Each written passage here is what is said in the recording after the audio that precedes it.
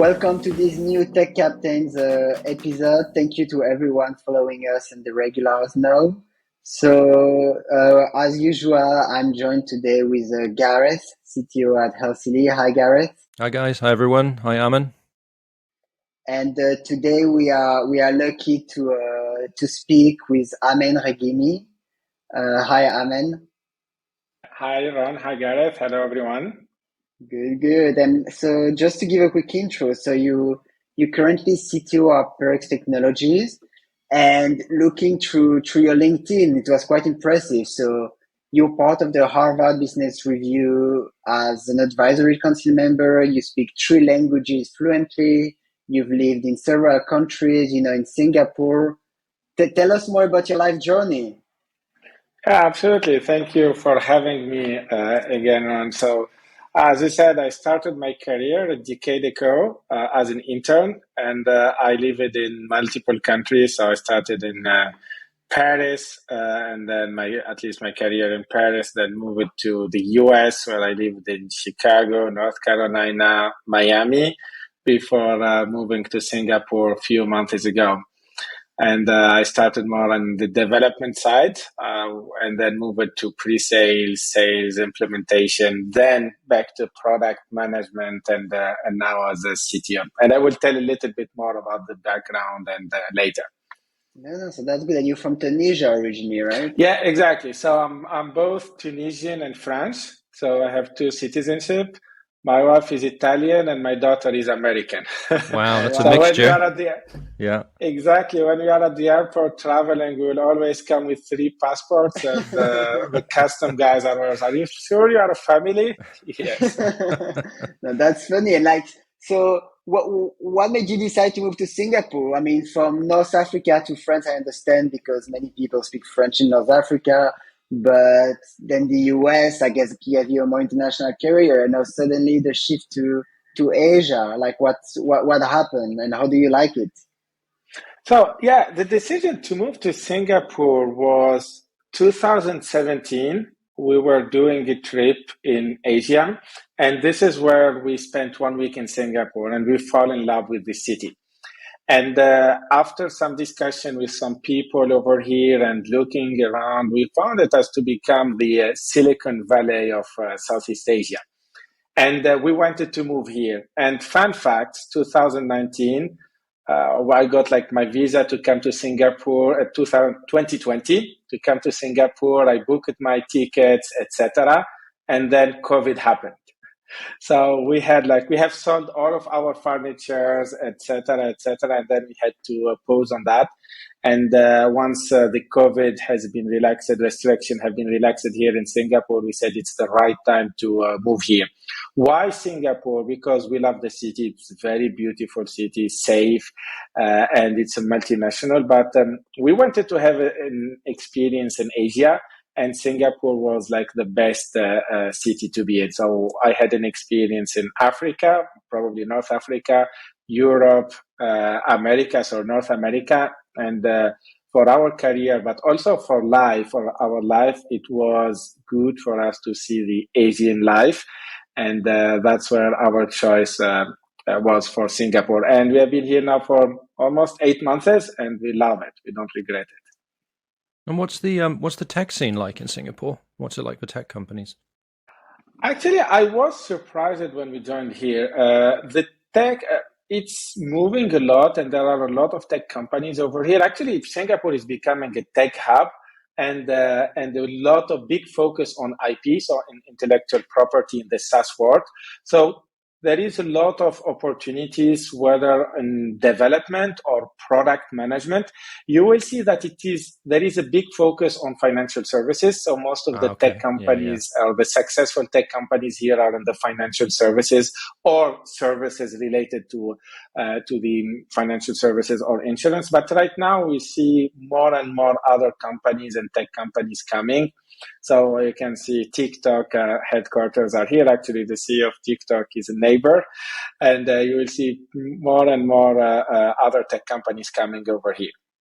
That's interesting. And so so you say financial companies, but what is Perx Technologies doing? It's more marketing, right?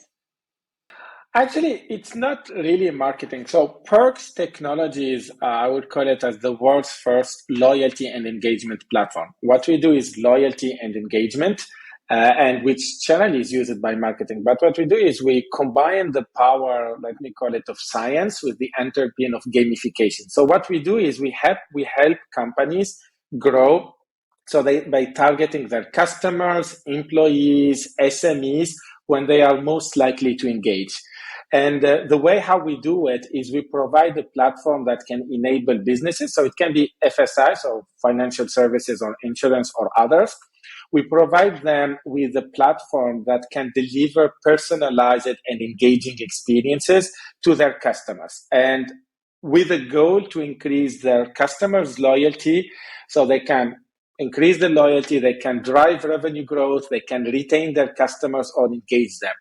So one also how we do it is we leverage some cutting edge technologies. We have some AI, behavioral science, gamification, with the goal to help these businesses to stay ahead of the curve and achieve results. And actually, we have a focus on financial services, but right now we are moving more also to retail, hospitalities, and others, and telco. So in Singapore, for example, we have the number one telco here called StarHub as one of our customers.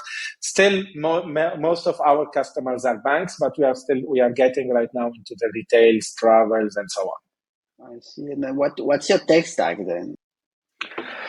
Yeah, so as a startup, so Perx started, is a 7 years old company, and our stack will be on mainly three things. So for the backend, we are using Ruby on Rails. For those who are not familiar with Ruby on Rails, this is a web application framework that is used to build the backend of our application. It's similar to Java, .NET, C#, or whatever you are using, and it is written in the Ruby programming language. And which I like about Ruby, that it provides a set of conventions and tools that can help developers build web applications very quickly and easily. So it's very scalable. And when you are a startup, limited in time and resources, and you want to go fast, Ruby on Rails is really a very good framework because you can scale faster, you can go faster in the development, and there are a lot of libraries. For the front end, we use React, and React is very popular. So for those who are not familiar with React, it's a JavaScript library that is used to build front end. And what I like about React, so there were a lot of discussion whether we should go React or HTML5 or Angular, etc. We decided to use React because it helps the developers to create the usable UI component and build the interface, the UI in a way that is interactive. And I used also React in my previous company. It's very popular choice when you want to build a single pages application and very known for the performance and the flexibility. So, and the community is very large all over the world. Then in terms of infrastructure, we are on AWS. Actually, we were on Google and we transitioned to AWS. For those who probably are not familiar when I say... Yeah, I was going to ask, why did you move? Yeah, I think that was a big decision. Many reasons for that. One of the main reasons is we found it easier for developers to build, deploy, and manage our application because in terms of hosting, it was easier. In terms of location, where you have AWS. So right now we have customers in Southeast Asia, but we are going to the Middle East and Europe. So there are multiple locations. And we can manage in terms of the infrastructure. It's really scalable, very secure, and from whether the database, the storage, and security. But that wasn't like what moved the needle. What moved the needle were two things: the cost, because AWS offered incentives to migrate from Google, and then the AI, the machine learning ready solutions. So AWS, they have very good machine learning ready to use solutions, as well as for the analytics piece. And as a solution, data is key for us to, as we are engaging with millions of customers today. So just in December, we have almost 1 billion API calls. Wow. And more than 12 million of MAU, which was really very high. And AWS was very good in scaling the architecture and making sure that the the uptime still good, and they have a very good team.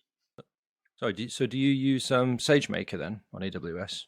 Yes. Okay. Absolutely. Yeah. Okay. And we are starting as we work with a lot of banks, and so as you know, security is very high. So the AWS helps us to keep high security, but we have some fraud detection tools that are already pre-embedded, so we don't really need to rebuild the solution for fraud detection, or even in terms of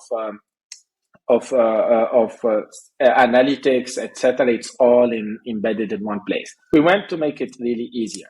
Are you talking about guard duty? QuickSight. QuickSight. That's what we are using. Okay, I'm not familiar with that. Okay. Actually, you will see it's new. It's similar to a Tableau or Power BI, probably still in the early stages, but as it is integrated already to the AWS framework, you can have high level of analytics based on real-time data, benchmarking, and you can leverage the API from AWS for machine learning, from SageMaker for the MLPs easier. Okay. And can I just ask a question? You mentioned Rails. So I had an experience with Rails, oh my God, over 10 years ago now, I think. And, Active Record, then there was certainly there were performance issues with it. And we ended up having to write a lot of queries by hand. I think some things like the joins and things were not very optimal at all. How have you found that? Because it sounds like you're scaling quite rapidly. Has that been a challenge for you? So actually, that was one of the main topics that I discussed with the team when I joined Perx almost 8 months ago, which was the performance. The performance was one of the main issues as the platform was growing and as we are getting more and more customers. And what we had to do is there are basically 6 or 7 actions that we have done. First of all, we had to identify the bottlenecks in our performance. So what's the root cause of these performance issues? And we use it multiple Rails or tools available, such as Rails built-in profilers and New Relic for that. And then, as we said, that we started optimizing our database queries, because slow database query, what you can have seen, was a major cause of the performance. So what we use it Active Record to optimize our queries, and then. If I remember well, we use it eager loading to reduce the number of database calls by utilizing indices, etc. And then we worked on optimizing the asset loading. So the large asset files, such as images, etc., videos, as we can have that in our platform. We use it as more a CDN. CDN, which is a content delivery network to distribute those asset files and compress them through the platform. Then AWS helped us in terms of when we use it, AWS in terms of the caching and the server configuration. And the last thing we used it to have was making sure that we use the latest version of Ruby on Rails, because we found that when you use an older version, it wasn't very helpful, especially newer version would include performance improvement and so on. And monitoring. Monitoring was one of the main actions that we had to put. So we had to have our senior developers doing high monitoring and our DevOps. So we had to have a dedicated DevOps person for some time to use monitoring. And then we embedded Sentry. I'm not sure if you are familiar with the tool as Sentry, so that we could have the analysis on our code as soon as we deploy that in GitHub. So we get that. And so that helped us, just to share with you, to really remove or reduce at least the performance issues. Then the last thing that we did was in terms of QA, because it's good when you develop, but our application is 7 years old. And we had to put, recently we deployed QA automation, including performance tests, etc. And we were doing multiple testing, so that can help us on that. So it was a long project, I would call it, a few months project looking to the infrastructure, looking to the database query, looking to improving the code, and also the scalability of the whole architecture. And in terms of moving from one cloud to another, in this case, Google to Amazon, because obviously when you go to the cloud services, it's not like getting your GoDaddy server. It's really you start getting embedded and you start getting addicted to all the easy tools and features they give. So how did you get out of that you were using at Google? That was actually a good thing. The one of the main reason before moving is and before starting the migration process, we have identified the requirement of our new architecture on AWS. So which AWS services are needed and how they can be configured, etc. And then started preparing the application. However, the good thing is that we were using Google, but we were using a lot of other services that are not on Google Cloud. And this was one of the main reasons why we decided also outside the cost, obviously, to move to AWS, because we moved from an architecture where we have our solution hosted in Google and a bunch of other solution for analytics, for machine learning, for multiple other stuff to an all-in-one solution. And that's when we were doing an analysis between between AWS and Microsoft Azure. And AWS has the check on all the solutions that we needed in all-in-one. And obviously, again, cut over to, we had a lot of testing and validation, and we had to run in parallel at some point. And even in terms of data, for example, for analytics and so on, we had to keep it moving in parallel for some time before importing everything in AWS and setting a replication process between the two environments. I see. Now that's interesting. And just to move to something a bit different, like we started a small tradition in the podcast to ask the guest to introduce a book they recommend to everyone listening, something you found interesting. You can have maybe a novel, but ideally something tech related. And in your case, I think you mentioned a book by Marty Kagan. Can you tell us more? Like which one is it and why this one? Absolutely. Actually, Empowered. This book, probably I read it 3 times, and everyone who joins my team in the product, I ask them to read it. It's like the Bible, I would call it, of product manager. Actually, it's a 2 series. You have the first one called Inspired, and the second one called Empowered. And it's called, I love how Marty Kagan and his team call this. They call it Empowered Ordinary People, Extraordinary Products. Actually, it's a book that focuses on the factors that contribute to the success of the top tech product companies like Amazon, Apple, Google, and Tesla. Actually, Tesla is a tech company, what you will see in the book. You will see that the book argues that the real advantage of these top tech companies is not just the talent they attract, but how they enable their people to work together to solve problems and create innovative product. And when you read it multiple times, you will see that the authors will emphasize the importance for us as leaders to create an environment where the greatness of everyone can emerge. I'm not sure if you are familiar with the coach Bill Campbell. He has like this philosophy of you need to emphasize or create an environment where everyone can be great. And the book will describe what it means to be an empowered product team and how it differs from the features team. And this is actually when I was in my previous company leading the product team, historically, we were at some point a features teams. We wanted to build technology, but the technology was, hey, I need this button. I need this feature. This customer wants this feature. Our sales people coming to you, hey, Amen, without this button, we will lose a 1 million deal. So your team starts really being a feature, and you organize your team around features, etc., and they are not empowered. While the way how it is here is mainly have an empowered product team. So it will if you are a product manager or a product developer, you will see that this book provides guidance on recruiting, coaching team members to reach their potential. And if you do that, you will have the ability to create an inspiring product vision and strategy with the execution, because a product vision without execution is useless.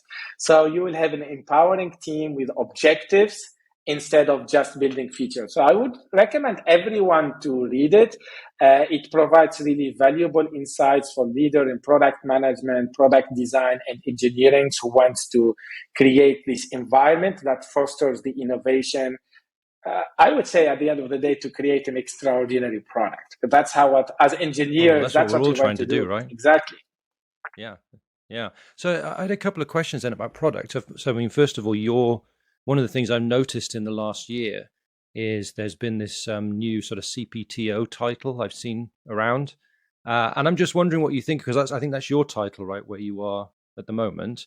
So do you think is that something new, or is it just a reflection of the reality? Because the way I've seen it is it's like if you're a CTO at a early stage business or a founding CTO, you are very much involved with the product. So it seems to me this is just a reflection of that reality, that eventually the company's going to get to a point where it'll hire a dedicated CPO, or do you see it as something different? You got it, Gareth. I think it's a reflection of all the reality. So historically, even in my previous company, when we were at an earlier stage, even when we were like 1,000 people, we had a CTO, but this CTO was owning the product and the engineering. So actually, he was a CPTO. Yeah. It just wasn't reflecting that. And it wasn't reflecting that because tech companies was more thinking about chief technology officer who will oversee this. The title of CPTO, which is a chief product and technology officer, will emphasize that product is as important as the technology. What it gives me today or other CPTO is that you have easier way to execute the company strategy, because at some point when you are growing, you're a startup or a scale up, or when you are growing, there should be no conflict between product management and product development or R&D, which I can tell you at my before, and I have seen this by experience, when the companies become bigger, then it become a lot of conflict between CPOs and CTOs. And sometimes this will create technical debt, will create a lot of challenges within the team. As fact, if you put one person who aims to execute that, it will make things easier. And for example, on my side today, my main goal today is, as a chief product and technology officer, is aligning the company's technology and product strategy with the business objective. Full stop. That's what you need to do. And so you have, by getting in your team product managers, engineering, design, security, you can bring everyone under this umbrella.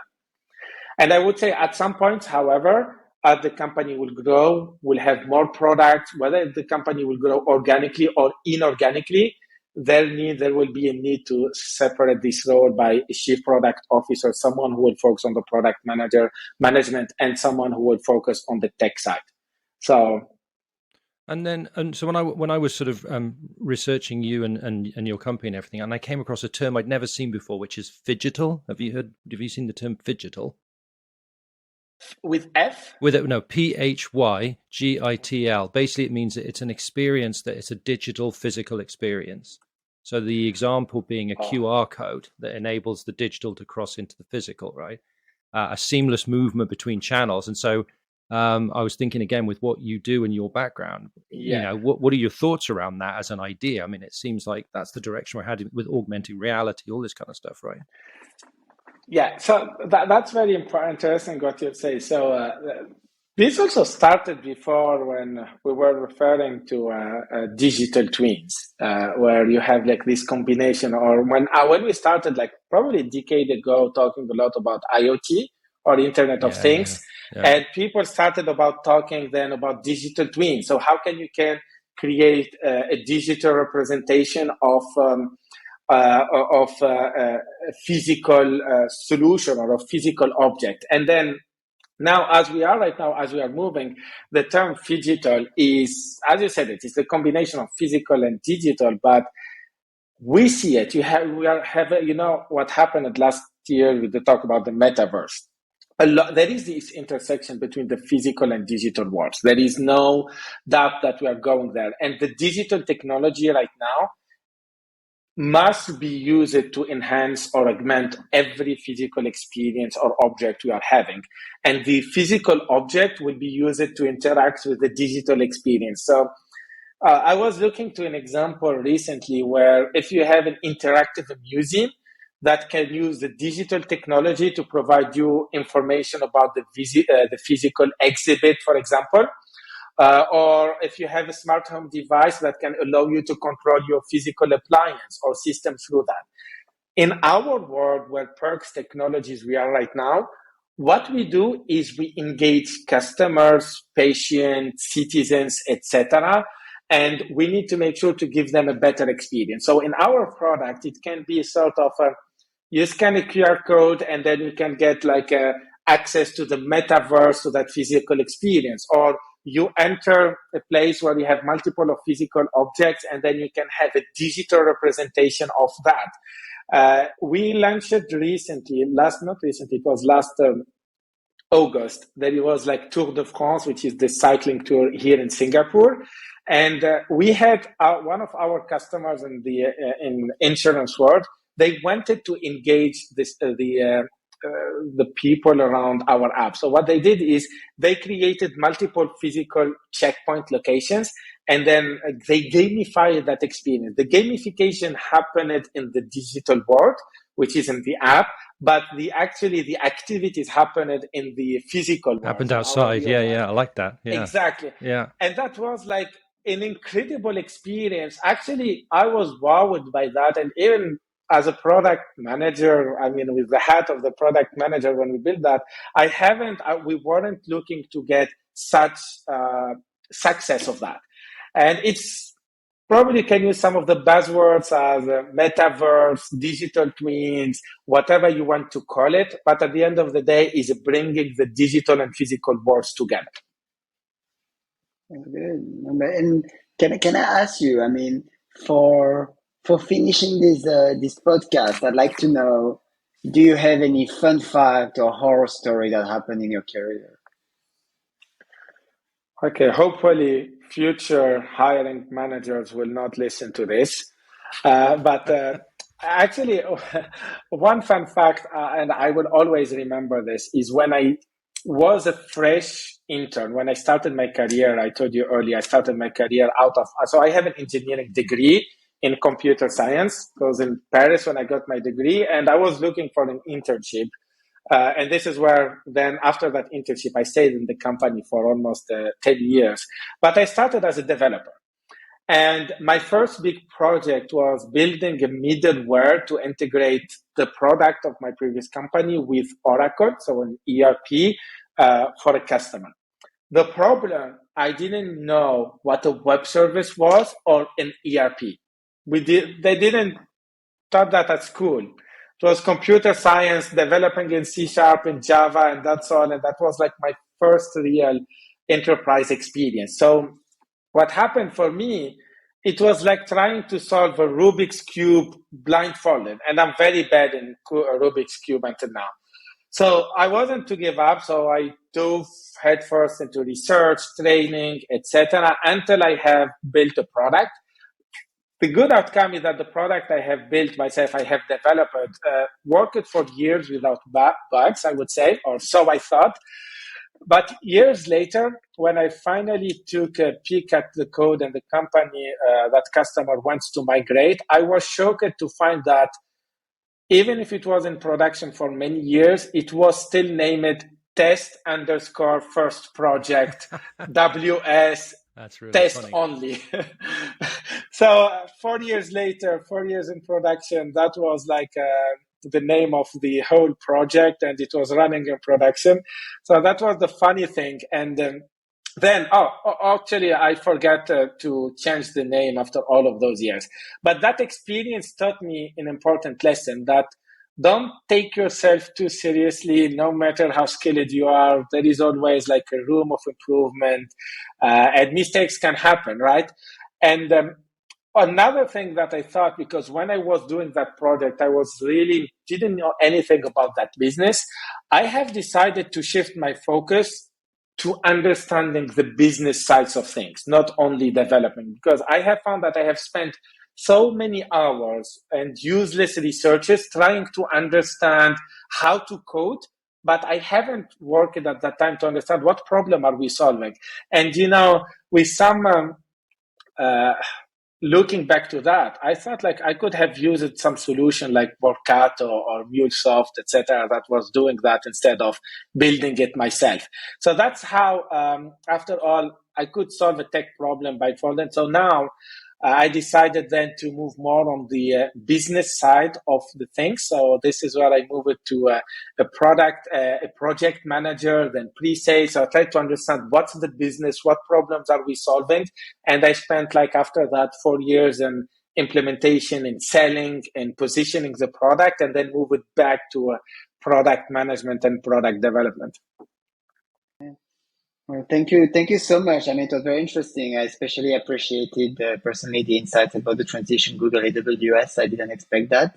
No, so that was very interesting. Thank you so much, Amen, for your time today. And for anyone listening, Gareth and I will be back in 2 weeks. Thank you. Thank you, Amen. See everybody in 2 weeks. Thank you, everyone. Bye-bye.